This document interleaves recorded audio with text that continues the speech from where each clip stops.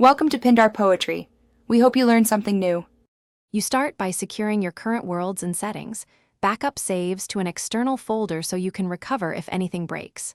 Once done, opt into the beta channel or use a historical launcher and select the exact beta version you want, since versions differ significantly. Make sure to download the matching game jar and asset files. This prevents missing textures or crashes.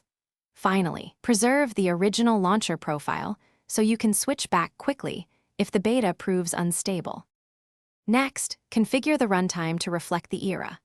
Allocate 1 to 2 GB of RAM and remove modern JVM flags that break older code.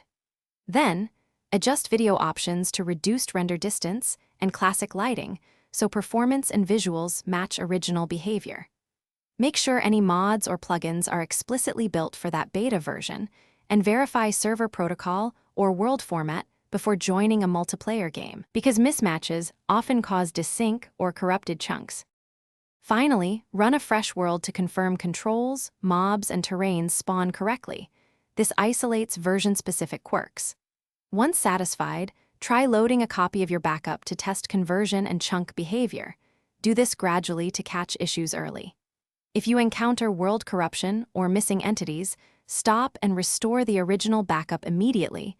Do not continue playing on a corrupted save. One key troubleshooting tip: keep incremental backups and test restores to pinpoint the exact step that Thanks for watching. Consider subscribing if we helped you.